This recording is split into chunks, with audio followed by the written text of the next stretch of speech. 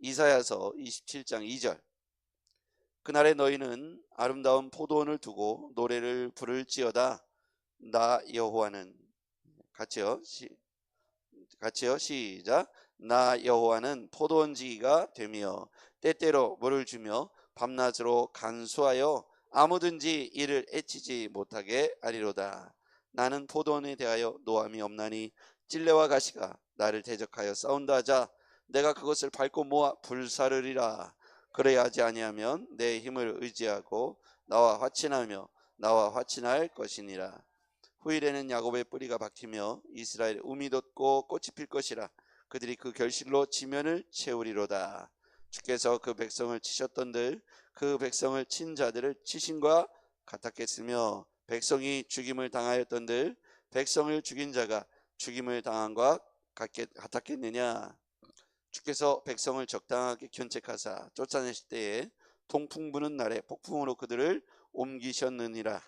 야곱의 불의가 속함을 얻으며 그의 죄 없이 함을 받을 결과는 이로 말미암나니 곧 그가 제단의 모든 돌을 부서진 횃돌 같게 하며 아세라와 태양상이 다시 서지 못하게 함에 있는 것이라. 대저 견고한 성읍은 적막하고 거처가 황무하며 버림받아 광야와 같은즉 송아지가 거기에서 먹고 거기에 누우며 그 나뭇가지를 먹어 없이 하리라. 가지가 마르면 꺾이나니 여인들이 와서 그것을 불사를 것이라. 백성이 지각이 없으므로 그들을 지으시니가 불쌍히 여기지 아니하시며 그들을 조성하시니가 은혜를 베풀지 아니하시리라. 너희 이스라엘 자손들아, 그날에 여호와께서 창이라는 하스에서부터 애굽 시내까지 과실을 떠는 것 같이 너희를 하나하나 모으시리라. 그날에 큰 나팔을 불리니 아수르 땅에서 멸망하는 자들과 애굽 땅에서 쫓겨난 자들이 돌아와서 예루살렘 성산에서 여호와께 예배하리라.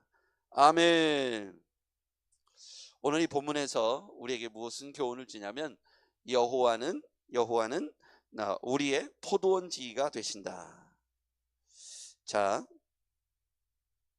3절입니다. 같이 한번 읽어볼게요. 이사야 27장 3절 같이요, 시작. 나 여호와는 포도원지기가 되며 때때로 물을 주며 밤낮으로 간수하여 아무든지 이를 해치지 못하게 하리로다. 아멘. 포도원지기가 되신 하나님은 우리의 포도원지기시다. 밤낮으로 물을 주며 간수하고 해치지 못하도록, 아무든지 이를 해치지 못하도록 지켜주실 것이다. 여러분, 우리의 포도원은 가정일 수도 있고 교회일 수도 있고 우리 민족일 수도 있죠.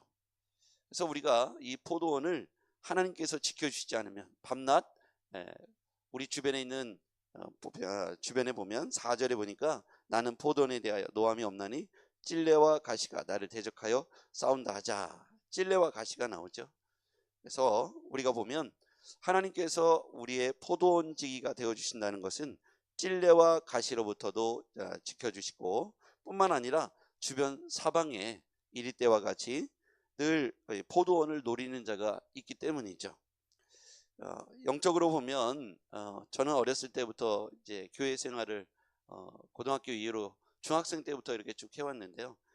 근데 그때부터 예수 믿은 사람들 중에 또 그 안에 이제 제가 사역을 하면서 만났던 사람들 중에 지금까지 여전히 그 신앙을 불같이 지켜내는 사람이 많지가 않습니다. 은혜를 받은 사람 많은데 그 사람들이 다 어디로 사라졌는지 모르겠어요.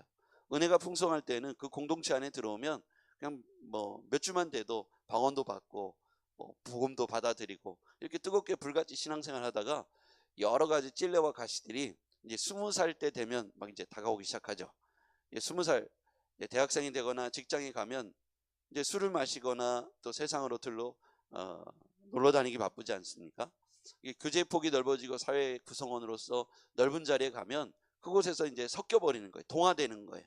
이스라엘 백성들이 가나안 땅에 들어가서 이 히브리 민족이 가나안 족속과 결혼하지 말고 그들과 하나님의 아들 딸들이 세상의 아들 딸들과 결혼하지 말라는 이유가 분명히 있었잖아요. 그렇죠? 그 이유는 하나님이 가장 싫어하는 우상 숭배의 죄, 세속의 죄에 빠질 것이기 때문이죠. 그래서 하나님께서는 그와 구별된 삶을 살으라고 말씀하셨습니다. 그래서 율법의 말씀을 주시고 그들의 입술에서 떠나지 않도록 이 율법의 말씀을 지켜 행하라고 했어요. 좌로나 우로나 치우치지 말라고 했고요. 그리하면 하나님께서 날마다 이 이스라엘 민족과 함께 하실 것이고 지켜주실 것이다. 반대로 우리가 세상과 동화되고 세상 사람들과 속하고 세상이 만들어 놓은 가치관과 우상 숭배에 빠져버리면 하나님의 심판의 대상이 될 수밖에 없는 것이죠. 은혜의 포도원이 있습니다. 이 포도원 안에는 풍성한 과실을 맺을 수 있어요. 하나님께서 비도 주시고 또 태양도 비춰주시기 때문에 그 안에서 포도를 열심히 가꾸면 이 포도원이 풍성한 열매를 가을에 수확할 수 있죠. 그런데 이것들을 해치려고 하는 무리들이 찔레와 가시가 항상 그 주변에 있다는 겁니다. 근데 하나님께서 여호와께서 그것을 지켜주시지 않으면 또 그것에서 믿음으로 견고하게 견뎌내지 않으면 그 포도원은 엉망이 될 수밖에 없는 것이죠. 은혜를 아무리 충만하게 받아도 그 은혜를 지켜내고 그 은혜 안에서 견고해지지 않으면, 말씀으로 무장하지 않으면 그 은혜가 이 찔레와 가시들의 회방에 의해서 포도원이 엉망진창으로 가시 엉겅퀴로 덮여서 먹을 것이 결실을 거둘 수 없는 그런 아주 그 폐허가 되는 것이죠. 농사를 짓는 것이 쉽지 않습니다. 풀과의 전쟁이죠. 사실은 이 잡초들이 한 일주일만 뒤에 가면 막 무성하게 자라납니다. 부지런해야 돼요. 저 시골에서 끌 때 보면 어르신들이 새벽 5시쯤 되면 다 밭에 가서 일하고 있어요. 그렇게 부지런하니까 거둘 곡식이 있는 것이죠. 그 논에도 보면 피살이라 그래요.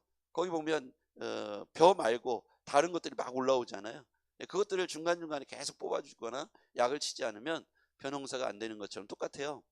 우리 인생의 포도원도 끊임없이 잡초들이 우거지고 내 마음속에 잡초가 나오고 그리고 내 주변에서 찔레와 가시들이 나를 계속해서 찌르고 공격하기 때문에 말씀으로 믿음 안에서 견고하게 세워지지 않으면 항상 잡초 속에 묻혀져 버려서 열매와 가시를 맺지 못하는 것이죠. 그래서 잡초나 이런 것들이 뽑아지지 않은 과수원이나 농가에 가면 거둘 게 많지 않아요. 막 풀이 이만큼 자랍니다. 열심히 그것을 잡초를 제거해주고 거름을 주고 또 가지치기를 해주고 또 병충해를 막아주기 위해서 봉지로 씌워주고 또 다른 것으로 해주고 또 새들이 와서 쪼아 먹으니까 그물을 쳐주고 이렇게 하지 않으면 거둘 게 많지 않다는 것이죠. 우리 신앙도 저는 일치한다고 생각합니다. 우리 마음속에 잡초들이 계속해서 올라오잖아요. 미움이라는 잡초, 시기라는 잡초, 질투라는 잡초들이 계속해서 올라오죠. 우리가 주일날 또는 수련회 캠프를 통해서 받을 은혜들이요, 한 달이 지나고 2달이 지나면 마음속에 잡초들이 언제 숨어 있었는지 꾸물꾸물 올라옵니다. 참 희한해요. 아무것도 없었는데 비가 한번 오고 나면 잡초들이 막 올라와 있어요. 그 속에 있었던 거죠. 우리 믿음의 땅에도 그래요. 나는 은혜롭고 너무너무 평안하고 지금 여기 계신 분들 보면 마음속에 잡초가 하나도 없는 것처럼 보여져요.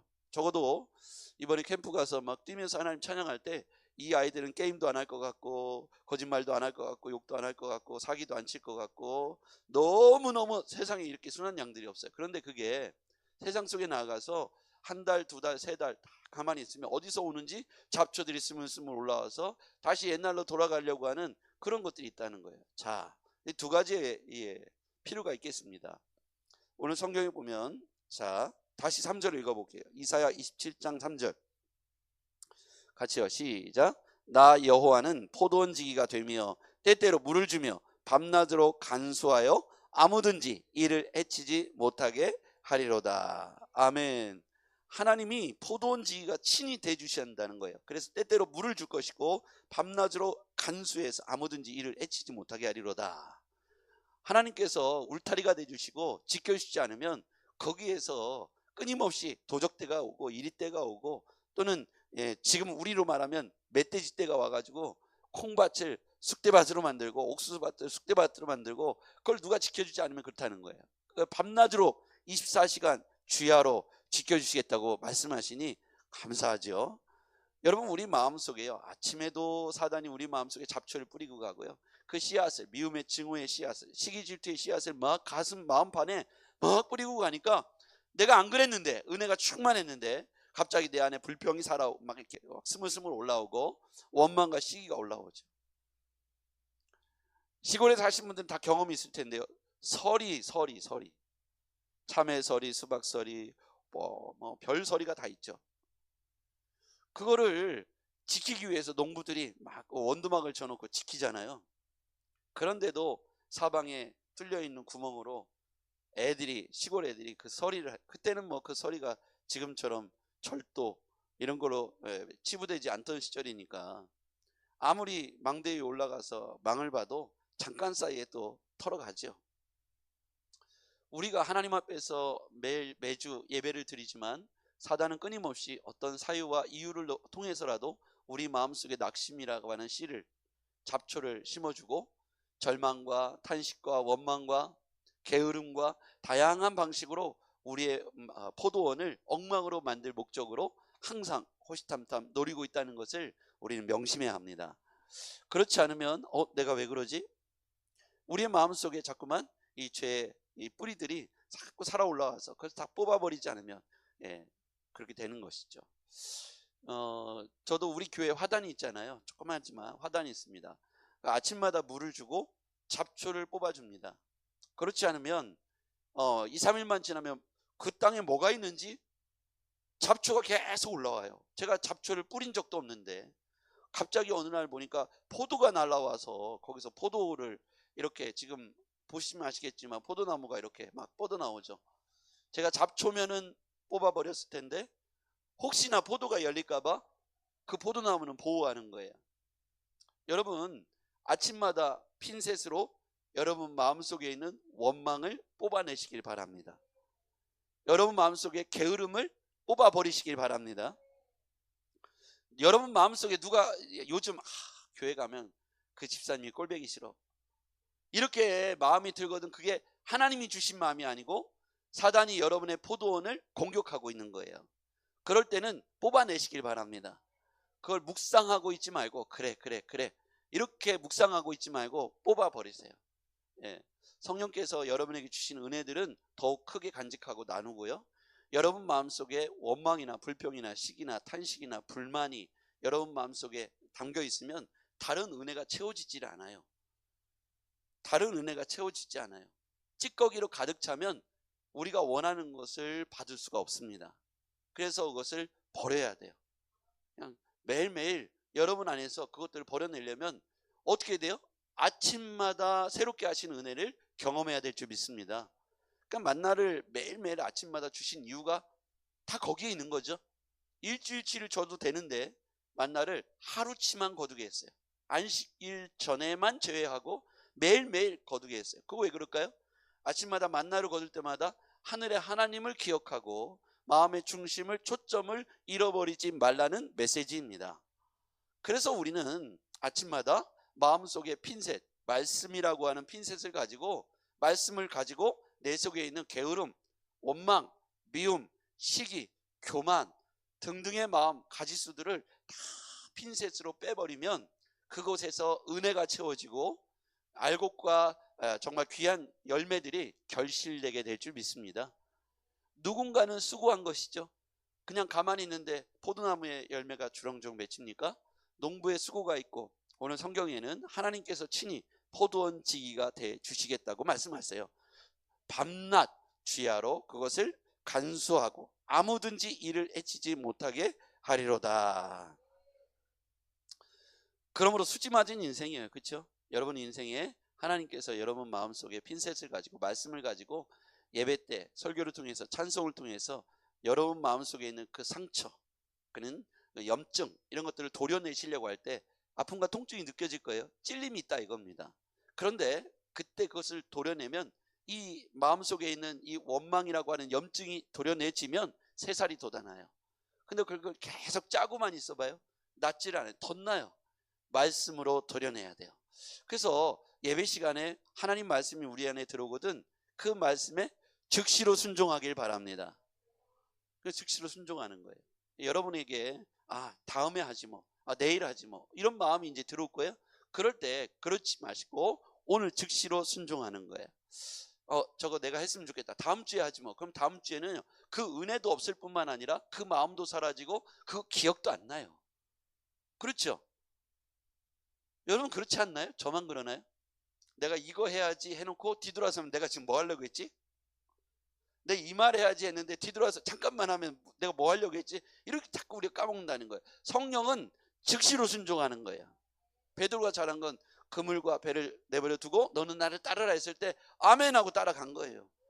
그랬으니까 따라간 거지. 잠깐만요, 나 집에 가서 우리 엄마하고 좀 우리 아내하고 좀 상의 좀 하고요. 그 사람은요 못 돌아올 확률이 아주 높아요. 제 말이 틀렸습니까? 즉시로 순종하는 거예요. 순종할 일을 바로 순종하시기 바랍니다. 기도하겠습니다. 전능하신 아버지 하나님 감사합니다. 오늘 포도원지기가 되어주시겠다고 말씀해 주신 여호와를 찬양합니다. 밤낮으로 물을 주고 때때로 물을 주고 밤낮으로 간수하여 아무든지 해치지 못하게 지켜주시겠다는 하나님의 약속의 말씀을 붙잡고 오늘을 살아가겠습니다. 주님, 우리와 함께 해주시고 우리 마음속에 있는 악한 것들이 떠나가게 하시며 모든 잡초들이 물러가고 떠나가고 뽑혀지게 하여 주시옵소서. 마음속에 도사리고 있는 이 악한 게으름, 시기, 질투, 미움, 그리고 타협하려고 하는 마음들, 불순종의 마음들, 원망, 불평, 이 모든 마음들이 뽑혀나가게 하여 주시옵소서. 예수님의 이름으로 기도했습니다. 아멘.